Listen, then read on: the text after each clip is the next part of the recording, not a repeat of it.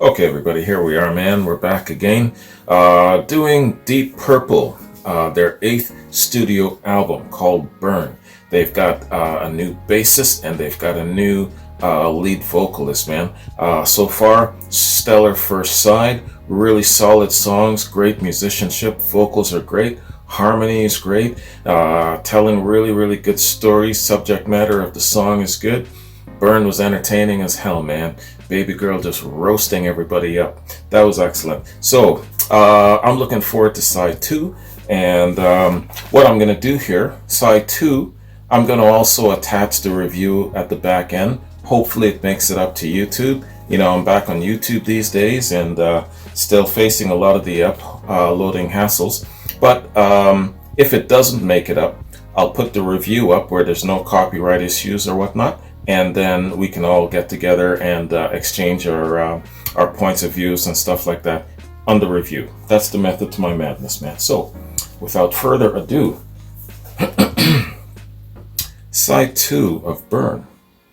Let's get it.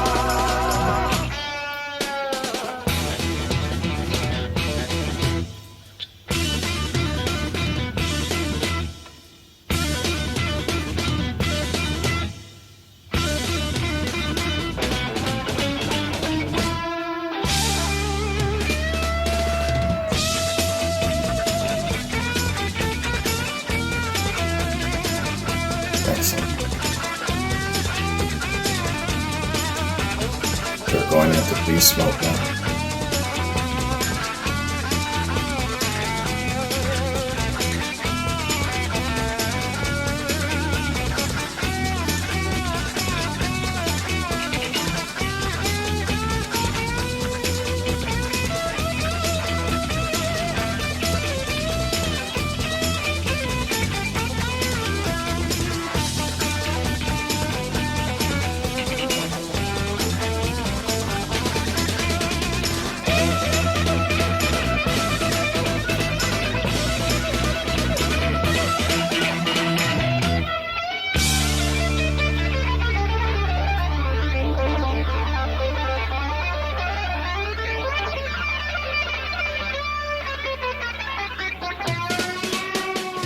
Guy's one of the best, man.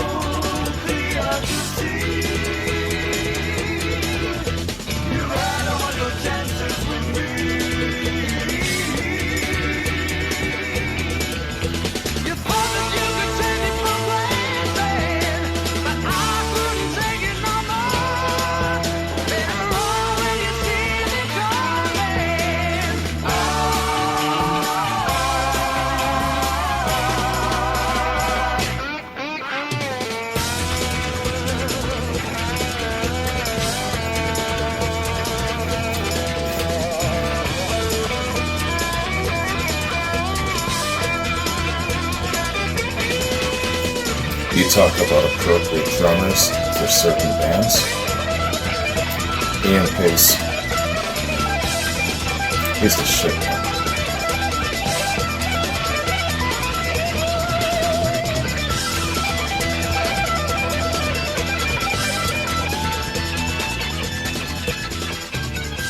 Excellent.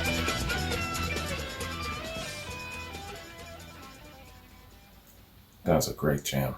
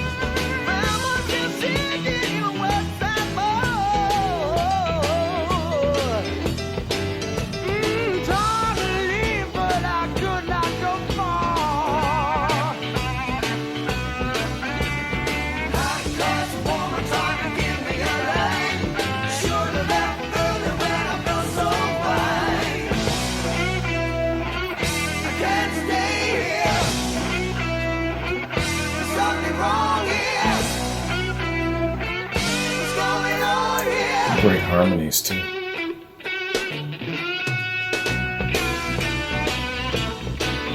Seems there's a bit more harmonizing with this lineup, I think.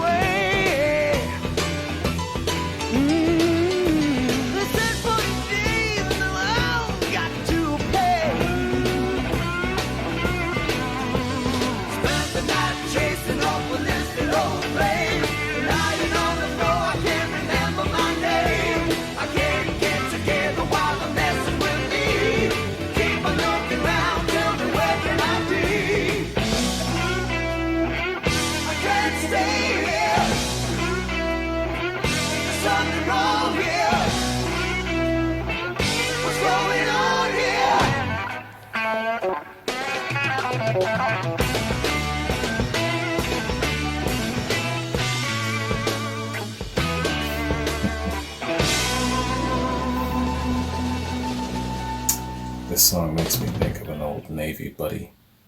Man, he used to have nights like this.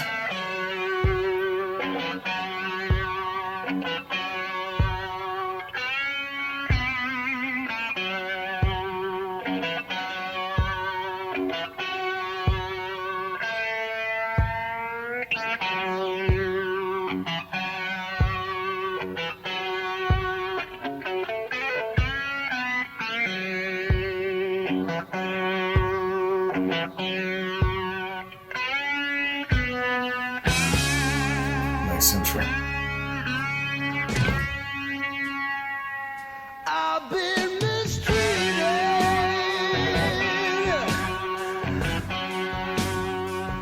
I've been abused.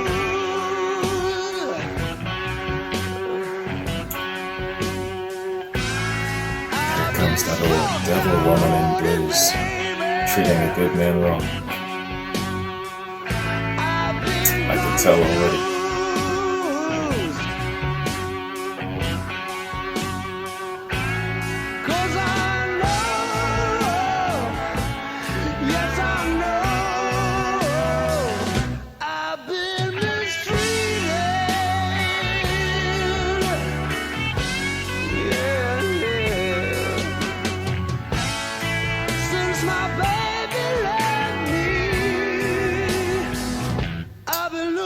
There she is.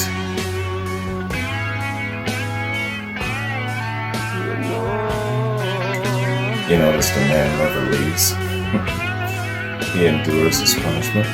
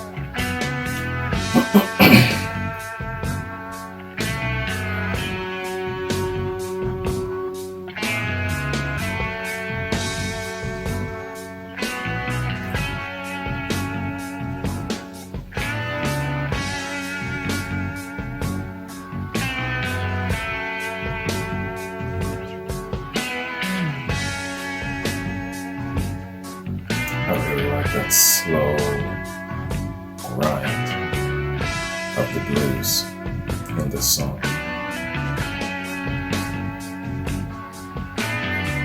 Familiar subject matter.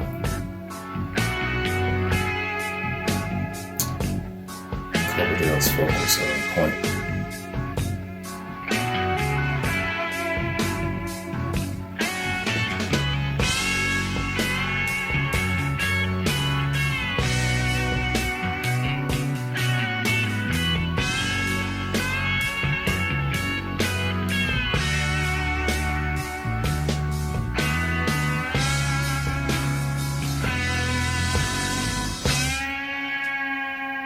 I've been mistreated.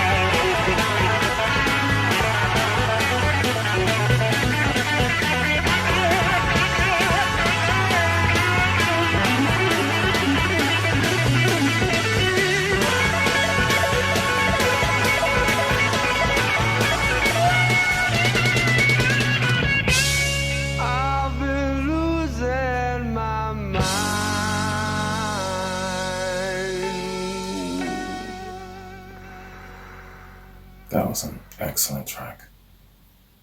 Excellent. Nice and extended too. It's like over 7 minutes it was. Excellent.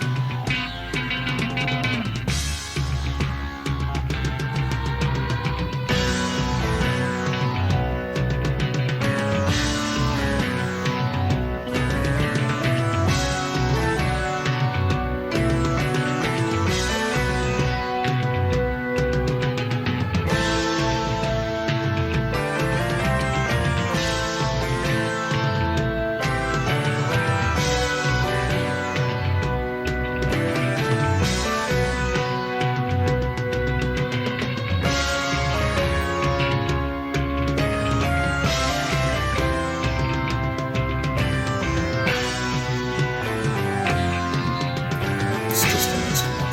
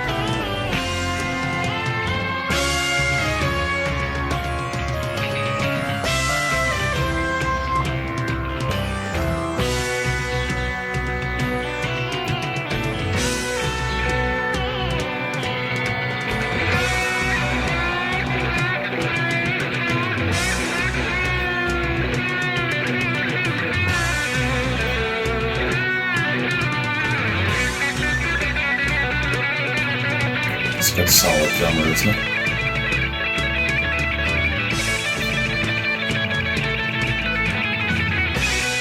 They're all good though.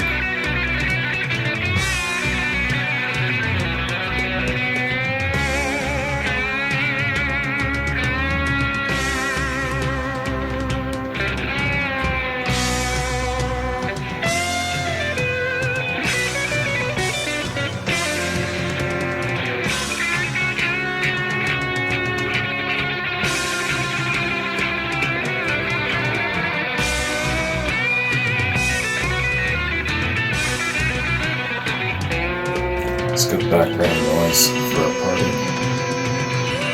Nice extended jam.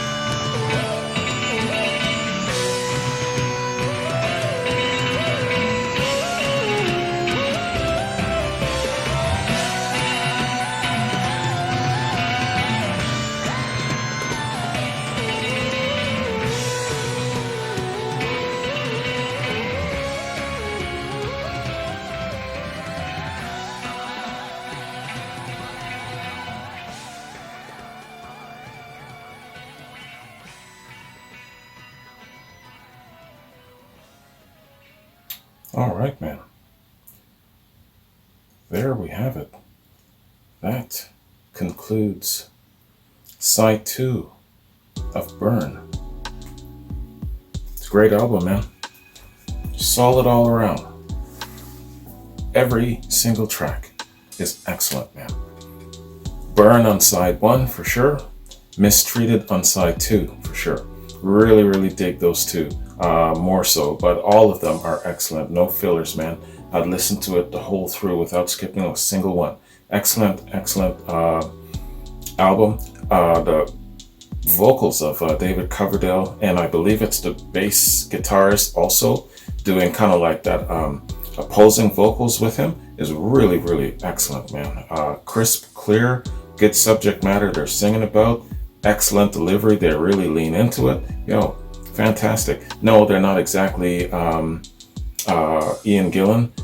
They're different in their own right, but very complementary to the whole package of Deep Purple. Hey, very, very good. You guys should be really, really proud of yourselves, man. And when you're making a transition from a previous lead vocalist that's so accomplished, and bassist, because they switched out bassists as well, and you change the dynamic, you change the ingredients of that particular band. Sometimes you just don't know what you're going to be getting in the end. But hey, so far this was an excellent first outing of this Mark III lineup, man. And I'm really looking forward to delving more into them. Now, I don't know specifically how long this Mark III lineup went on for, and I don't know who was switched out, making it Mark IV. I know that Tommy Bolin was incoming in the Mark IV lineup, but I gotta get a little bit more input as to how long this Mark III lineup went and what were the circumstances for its switching out. Because Deep Purple, I know they've got definitely a history of kind of now, how does this go again? Let me Mark 1 featured Rod Evans. Mark 2 featured Ian Gillan. Mark 3 featured Coverdale, and Mark 4 featured Tommy Bolin. So if I got that right. But yeah, I gotta kind of get a little bit more detailed info on my Mark lineups, why they switched out, what happened, what was the relationship like, and how did it affect the music, all of that sort of detail. But if you're sitting on some really good Deep Purple history, fill a brother in, man. You know, it'll save me a lot of research and reading. So that's what's great about the whole community thing. So let's do this, man. Let's do a little background. See what Wikipedia has to teach us in regards to this lineup and this excellent album, man. Bear with me here, man. I'm just going to okay, Wikipedia page. Yeah, so they got like about 4 paragraphs. Not a lot, but we'll read it, man. Burn. So, Burn is the 8th studio album by English hard rock band Deep Purple, released in February of '74. This was the first Deep Purple album to feature then unknown David Coverdale on vocals and Glenn Hughes from Trapeze on bass and vocals. Recording. The album was recorded in Montreux, Switzerland in November of '73 with the Rolling Stones mobile studio. With the addition of David Coverdale and Glenn Hughes, Purple's hard rock sound became more boogie-oriented, incorporating elements of soul and funk, which would become much more prominent on the follow-up album, Stormbringer. Hughes participated in songwriting, but wasn't given credit due to unexpired contractual obligations.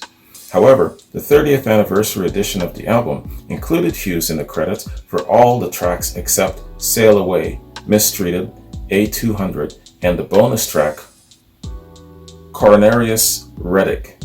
Did I read that right, man? Coronarius Reddick, yeah. Release and reception.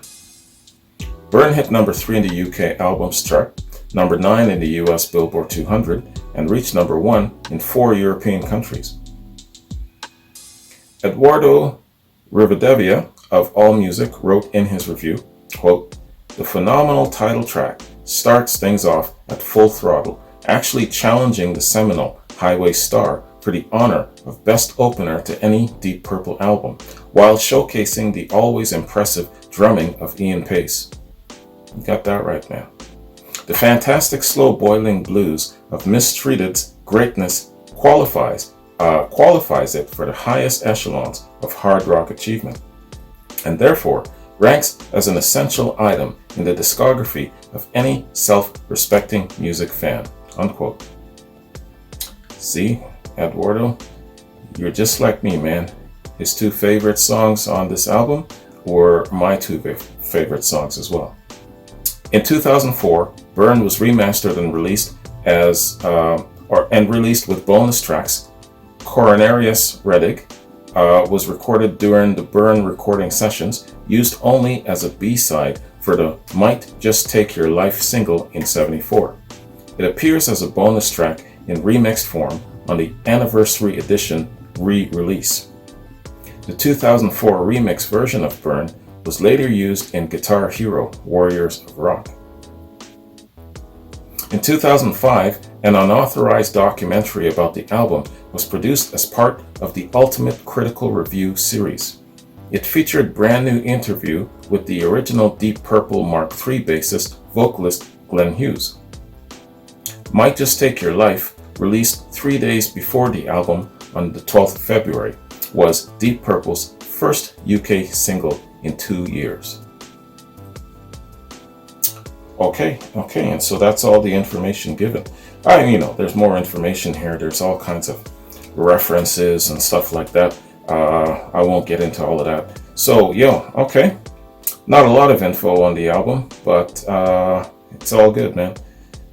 The Mark III lineup, definitely got to get to know them a little bit more, especially Coverdale and vocalist Glenn Hughes. I think that they really bring a really nice dynamic to Deep Purple, especially with their harmony and their trading off vocals.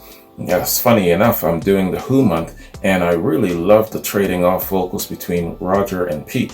And so here we have it again with David Coverdale and Glenn Hughes. I'm digging that, man. That's excellent. And both of them, when they're taking vocals, very, very clear and easy to understand. I really like that about people who sing lead vocals. Some vocalists, you really, really got to pay attention to get the gist of what they're trying to say. So, yeah, excellent album, I gotta say, man. I promise to definitely stay on the Deep Purple train as often as I can. I won't say on a regular, but as often as I can. What I'm leading into here is that I'm going to be starting up a new channel. I haven't made the announcement officially on YouTube or anything like that. So a number of people might actually see this on YouTube if it actually makes it up on YouTube. In a couple of days, I'll actually make a specific video addressing that and letting everyone know that I've got a new channel coming. And the channel is basically going to be everything outside of classic rock. And I say everything very, very constructively and guarded. I'm not going to be doing reactions to any kind of teeny bopper nonsense or any kind of gangster rap or death metal or anything like that. Nothing way the hell out there. I still want it to somehow have cultural and social significance. I still want the reactions to still have a social community element where everyone is enjoying it. It isn't just someone's selfish appetite being satisfied alone. You know what I'm saying? So that new channel is coming, and I'll get into that a little bit more. I'm just scrolling down to my notes here now, man. Yeah, so I still got quads coming up, complimentary quads for the patrons. Want to get as much of those out of the way as possible so that when the new channel comes, I'm not bogged down with doing a whole bunch of quads. And making a few changes where it comes to quads for patrons. More on that later, and I'll be more specific with the patrons as I go along. It's Who month, so we've just concluded Who Are You? And I just finished doing a complimentary quad of some really excellent live stuff from The Who. So going on to the next Who project, it'll more than likely be an album reaction, followed by another complimentary quad.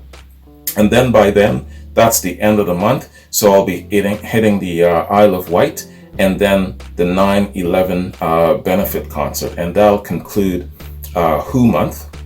Making my way now into Bob Dylan month for the month of May. And then I'll be concluding my Artist of the Month run for a while, making some room for the new channel as we get going.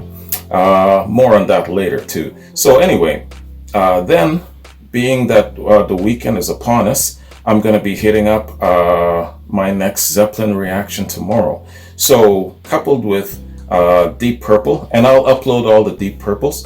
Coupled with Deep Purple and Zeppelin, that's pretty much 2/3 of the Unholy Trinity. I don't know about Black Sabbath. I don't know if I'm going to have the time and the space and the room to do a Black Sabbath reaction this weekend. So the way it seems right now, I don't think so. But we'll see. I'll try my best.